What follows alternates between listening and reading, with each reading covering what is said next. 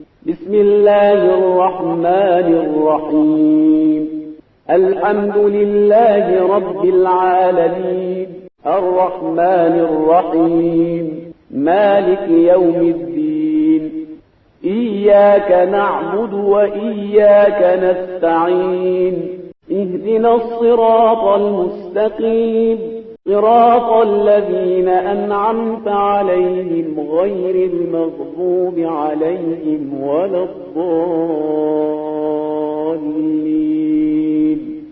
اعوذ باللہ من الشیطان الرجیم بسم اللہ الرحمن الرحیم الحمد لأہلہ والصلاۃ علی اہلہا.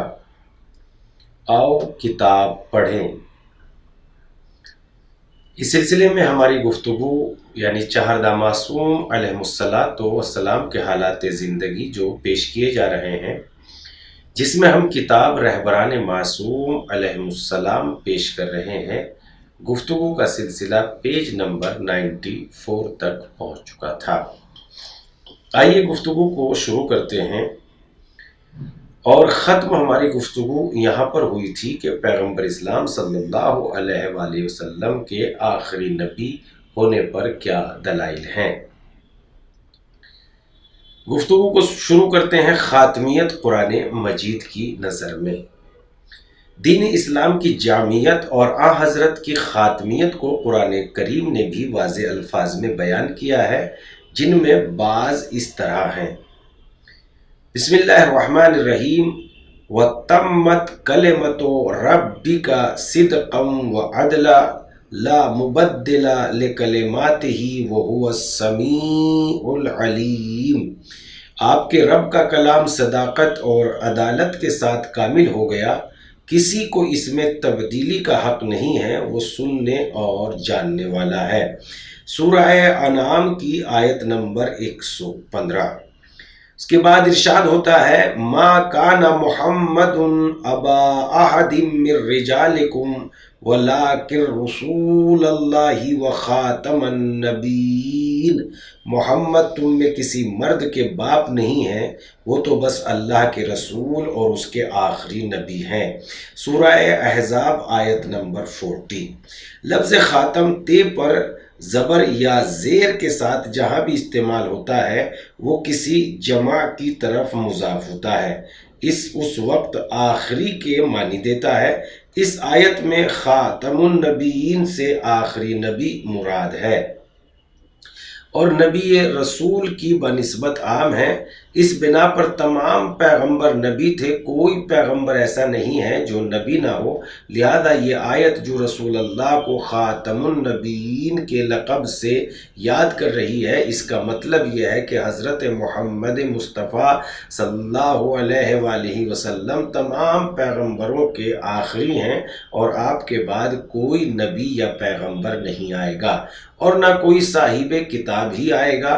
ارشاد ہوتا ہے ان ھذا القرآن یہدی للتی ہی اقوم. سورہ مبارکہ اسرا کی آیت نمبر 90. یہ قرآن بہترین اور پائیدار راستے کی طرف ہدایت کرتا ہے. ظاہر سی بات ہے کہ اس طرح کی ہدایت اور نظام ہدایت کے ہوتے ہوئے کسی اور چیز کی ضرورت نہیں ہے. خاتمیت روایت کی نظر میں اسلامی روایات میں خاتمیت کے موضوع پر اس قدر روایتیں موجود ہیں کہ یہ مسئلہ عقیدے کے بہت ہی واضح مسائل میں شمار ہوتا ہے. پیغمبر اسلام نے خود ارشاد فرمایا میرے بعد کوئی پیغمبر نہیں آئے گا اور میری شریعت کے بعد کوئی شریعت نہیں آئے گی. امام محمد باقر علیہ السلام نے فرمایا خداوند عالم نے تمہاری کتاب پر تمام کتابوں کا اور تمہارے پیغمبر پر تمام پیغمبروں کا سلسلہ ختم کر دیا. حضرت علی علیہ السلام نے فرمایا خداوند عالم نے حضرت محمد مصطفیٰ کو تمام نبیوں پر اور پیغمبروں کے بعد بھیجا اور ان پر وحی کی انتہا کر دی. پیغمبر اسلام نے حضرت علی علیہ السلام سے ارشاد فرمایا تم کو مجھ سے وہی نسبت حاصل ہے جو ہارون کو موسیٰ سے تھی، فرق صرف یہ ہے کہ میرے بعد کوئی نبی نہیں آئے گا۔ حضرت امام رضا علیہ السلام نے ارشاد فرمایا، حضرت محمد مصطفیٰ کی شریعت قیامت تک نسخ نہیں ہوگی اور ان کے بعد قیامت تک کوئی نبی نہیں آئے گا۔ اور یہ اس طرح کی بے شمار حدیثیں پیغمبر اسلام کی خاتمیت کو بیان کر رہی ہیں اور دین اسلام کی جامعیت اور ہدایت کا اعلان کر رہی ہیں۔ دین اسلام کی عظمت و بلندی، قوانین اسلام کی گہرائی اور گہرائی اور اس کے قواعد کی عمومیت اس کی تازگی کی ضمانت اور قیامت تک اس کی ہدایت کی سند ہے۔ کتنا مناسب ہے کہ ہم اسلام کو پھیلانے کی کوشش کریں اور تمام لوگوں کو اس کی جامعیت اور ابدیت سے روشناس کرائیں۔ حدیث غدیر اور حضرت کی جانشینی، پیغمبر خدا کے گھر سے رخصت ہوتے ہیں۔ ہجرت کا 10واں سال اور حج کا موسم، حجاز کا میدان ایک کثیر اجتماع پر گواہ تھا کہ سب ایک نعرے کے تحت اپنے مقصد کی طرف رواں دواں تھے۔ اس سال حج کے موقع پر کچھ اور ہی شوق و اشتیاق تھا۔ مسلمان جلدی جلدی منزلوں کو طے کرتے ہوئے خود کو مکہ پہنچا رہے تھے۔ لبیک لبیک لبیک کی صدائیں مکے کے صحراؤں سے سنائی دے رہی تھیں۔ ایک کے بعد دوسرا قافلہ شہر سے نزدیک ہو رہا تھا۔ تمام حاجی ایک طرح کا لباس احرام پہنے ہوئے، گرد میں اٹے آنسو بہتے ہوئے خود کو پروردگار کے حرم امن و امان میں پہنچا رہے تھے۔ اس کا گھر کا جس کو توحید کے علم بردار جناب ابراہیم نے اپنے مقدس ہاتھوں سے تعمیر کیا تھا، طواف کر رہے تھے۔ فرید وجدی نے سن 10 ہجری کے حاجیوں کی تعداد 90,000 لکھی ہے، لیکن یہ تعداد 1,24,000 تک بیان کی گئی ہے۔ پیغمبر اسلام دیکھ رہے ہیں کہ مسجد الحرام میں حاجیوں سے جھلک رہی ہے۔ پیغمبر اسلام دیکھ رہے ہیں کہ مسجد الحرام حاجیوں سے چھلک رہی ہے اور سب انما المومنون اخوہ کی تصویر بنے فرشتوں کی طرح عبادت و دعا میں مشغول ہیں۔ لیکن کبھی کبھی غم و اضطراب کی ایک لہر پیغمبر اکرم کے چہرے اقدس پر نمودار ہوتی ہے اور خوشی و انبساط کو کم کر دیتی ہے۔ انہیں خوف ہے کہ ان کے انتقال کے بعد یہ اجتماع کہیں پراگندہ نہ ہو جائے اور اخوت و اتحاد کی روح انتشار و افتراق کے جال میں گرفتار نہ ہو جائے اور لوگ پھر اپنی اصلی حالت کی طرف نہ لوٹ جائیں۔ پیغمبر اسلام خوب جانتے ہیں کہ ملت اسلامیہ ایک معصوم اور عالم رہبر کی محتاج ہے، ورنہ ان کی تمام زحمتیں اور اتنے دنوں کی طاقت فرسا کوششیں سب بیکار ہو جائیں گی۔ اس بنا پر پیغمبر اسلام جب سفر پر تشریف لے جاتے ہیں یا جنگ کے لیے مدینے سے باہر تشریف لے جاتے ہیں، اگرچہ کتنے ہی مختصر دنوں کے لیے جاتے ہوں، مگر ان چند دنوں کے لیے بھی کسی نہ کسی کو ذمہ دار اور امانت دار بنا کر جاتے تھے اور مدینے والوں کو آزاد اور بے سرپرست نہیں چھوڑتے تھے۔ اس بنا پر کیونکہ یہ تصور کیا جا سکتا ہے کہ مہربان اور درد مند پیغمبر نے اپنے بعد امت کی رہبری کو حوادث کے حوالے کر دیا ہو، جبکہ پیغمبر اسلام کو یہ بھی معلوم ہے اس منزل و مقام کے لائق کون ہے۔ قبائے خلافت کس کی قامت پر صحیح اترتی ہے، وہ وہی ہے جب قریش کے سربراہ اور افراد اور پیغمبر اسلام کے رشتہ دار اسلام کی دعوت کی خاطر ایک جگہ جمع ہوئے تھے تو اس کو حضرت نے اپنی خلافت اور جانشینی کے لیے منسوب کیا تھا۔ وہ پاک و پاکیزہ خدا کا دل دادا جس نے چشم زدن کے بھی لیے شرک کو اختیار نہیں کیا، کبھی مجسمے کو سجدہ نہیں کیا، جس نے اسلام کی ترقی میں ہر طرح کی قربانی پیش کی، ہر میدان جنگ میں سب سے آگے رہا، جس کا علم رسول خدا کے سرچشمہ علم سے عبارت ہے، جس کا فیصلہ عالی ترین قضاوت شمار کیا جاتا ہے، اس کو لوگوں نے بارہا دیکھا اور اس کو خوب پہچانتے ہیں، اور اسلام کے محافظ حضرت ابو طالب کا بیٹا علی ہے۔ حج کا فریضہ آخر کو پہنچا، لوگ اپنے شہر کی طرف عازم سفر ہیں۔ ناگہاں پیغمبر اسلام کے منادی کی آواز حجاز کے صحرا میں گونجی، مسلمانوں کو ٹھہرنے کا حکم دیا، کیونکہ وحی کا فرشتہ رسول خدا کے لیے یہ آیت لے کر نازل ہوا تھا۔ اے پیغمبر، آپ کے خدا نے جو چیز آپ پر نازل کی ہے اس کو لوگوں تک پہنچا دیجئے۔ اگر آپ نے یہ کام نہ کیا تو خدا کی رسالت کو نہیں پہنچایا، خدا آپ کو لوگوں کے شر سے محفوظ رکھے گا۔ سورۃ المائدہ آیت نمبر 67۔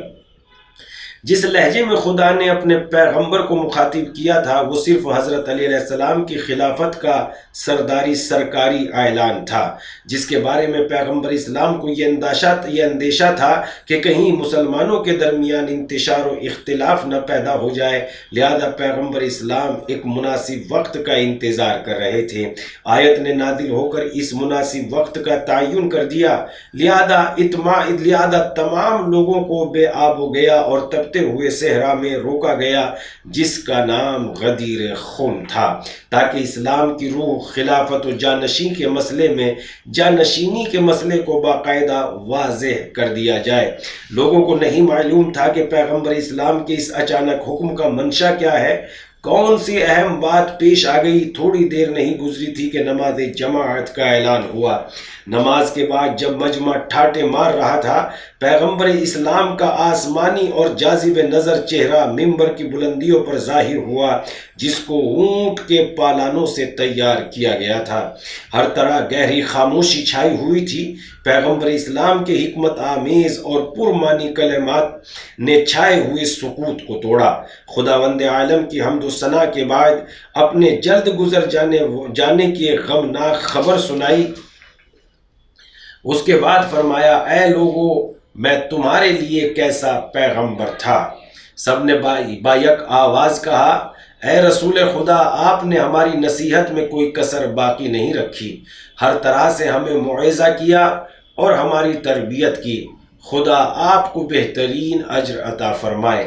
پیغمبر اسلام نے پھر فرمایا، میرے بعد خدا کی کتاب اور معصوم رہنما دوش بدوش تمہارے رہبر ہیں، تم ان کی مکمل پیروی کرنا ورنہ گمراہ ہو جاؤ گے۔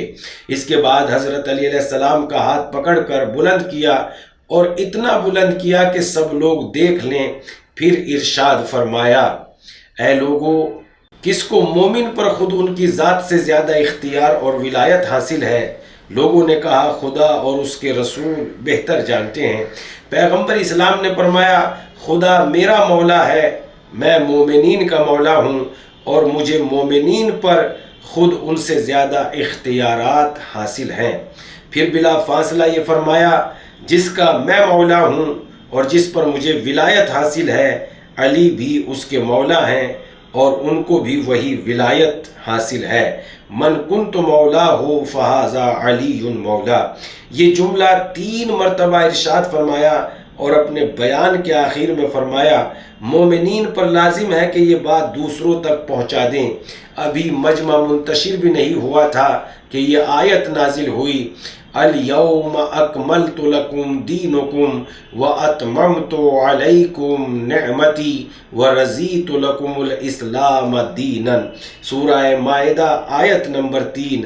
آج کے دن میں نے تمہارا دین کامل کر دیا اور اپنی نعمتیں تم پر تمام کر دیں، اور میں اس بات سے راضی ہو گیا کہ تمہارا دین اسلام ہو۔ جانشینی کے تعین کے سرکاری اعلان کے بعد لوگ ایک دوسرے پر سبقت حاصل کر رہے تھے اور بڑھ بڑھ کر حضرت علی کو جانشین پیغمبر ہونے کی مبارکباد دے رہے تھے۔ سب سے پہلے جس نے مبارکباد دی وہ حضرت ابو بکر تھے، اور ان کے بعد حضرت عمر آئے اور یہ جملہ کہتے ہوئے حضرت علی کے پاس سے اٹھے، اے ابو طالب کے فرزند، آپ کو مبارک ہو کہ آپ ہمارے اور ہر مومن مرد و عورت کے مولا ہو گئے۔ حدیث غدیر کے راویوں کی تعداد 1,20,000 سے زیادہ ہے، کیونکہ پیغمبر اسلام کے حکم کے بموجب غدیر خم میں موجود تمام افراد نے یہ حدیث اور حضرت علی علیہ السلام کی خلافت کو ایک اہم خبر کے عنوان سے دوسروں تک پہنچایا ہے۔ یہی وجہ تھی کہ غدیر خم کا واقعہ مسلمانوں کے عمومی اجتماعات میں ایک بار ضرور دہرایا جاتا تھا۔ واقعہ غدیر کے 25 سال بعد، جس وقت رسول خدا کے اکثر اصحاب انتقال کر چکے تھے اور صرف چند باقی رہ گئے تھے، علی علیہ السلام نے لوگوں سے کہا، تم میں سے جو شخص غدیر خم میں موجود تھا اور پیغمبر اسلام کی زبانی حدیث غدیر سنی تھی، وہ گواہی دے۔ اس نشست میں 20 افراد کھڑے ہوئے اور انہوں نے حدیث غدیر کی گواہی دی۔ حاکم شام کے انتقال سے 1 سال پہلے 58 یا 59 ہجری میں امام حسین علیہ السلام نے بنی ہاشم، انصار اور تمام حاجیوں کو میدان مینا میں جمع کیا اور چند جملوں کے بعد ارشاد فرمایا، تمہیں خدا کی قسم، کیا تم جانتے ہو کہ رسول خدا صلی اللہ علیہ وآلہ وسلم نے غدیر خم میں حضرت علی کو امت کا ولی اور رہبر قرار دیا اور یہ حکم دیا تھا کہ جو حاضر ہے وہ دوسروں تک پہنچا دیں؟ سب نے کہا ہاں، جی ہاں۔ علماء اہل سنت نے پیغمبر اسلام کے ایسے 100 اصحاب کا تذکرہ کیا ہے جنہوں نے پیغمبر اسلام کی زبانی حدیث غدیر سنی تھی اور دوسروں سے بیان کی تھی۔ انہوں نے اپنی معتبر کتابوں میں اس کا تذکرہ کیا ہے۔ بعض علماء نے تو حدیث غدیر کے موضوع پر مستقل کتابیں لکھی ہیں۔ حدیث غدیر کا مفہوم، ایسے شواہد اور علامتیں موجود ہیں جو اس بات کو واضح کرتی ہیں کہ لفظ مولا اور ولی سے پیغمبر اسلام کی جانشینی اور امت کی سربراہی ہی مراد ہے۔ اس کے علاوہ کوئی اور مفہوم اس کے لیے صحیح نہیں ہے۔ یہ بات معلوم ہو چکی ہے کہ حدیث غدیر بیان کرنے سے پہلے پیغمبر اسلام کو اندیشہ لاحق تھا کہ جب تک خدا کا صریح اور شدید حکم نہ آ گیا، اس وقت تک پیغمبر اسلام نے اس کا اعلان نہیں کیا۔ کیا یہ بات باور کی جا سکتی ہے کہ حدیث غدیر سے حضرت علی کی دوستی مراد ہے؟ اگر مقصد یہی تھا تو اس کے اعلان کرنے میں کوئی اندیشہ نہیں تھا۔ اسلامی معاشرے کے انتشار کا کوئی سوال ہی پیدا نہیں ہوتا۔ لہذا حدیث غدیر سے وہی خلافت و جانشینی اور رہبری مراد ہے جس کے اعلان سے اندیشہ تھا کہ مسلمانوں میں ریاست طلب اور موقع پرست افراد سرکشی پر اتر آئیں اور ملت اسلامیہ انتشار کا شکار ہو جائے۔ ناظرین، وقت تمام ہو چکا ہے اور ہماری گفتگو پیج نمبر 103 تک بھی پہنچ گئی ہے۔ لہذا گفتگو کے سلسلے کو یہیں منقطع کریں گے، تمام کریں گے، اور گزارش وہی ہے کہ اس پیشکش میں، اس خدمت میں آپ بھی ہمارے شریک ہو جائیے تاکہ راہ سعادت میں ایک دوسرے کا ذریعہ نجات بن سکیں، ایک دوسرے کا سہارا بن سکیں۔ لہذا اس کو دوسروں تک پہنچائیے اور خود بھی اس مختصر سے علم سے فائدہ اٹھائیے۔ والسلام علیکم ورحمۃ اللہ۔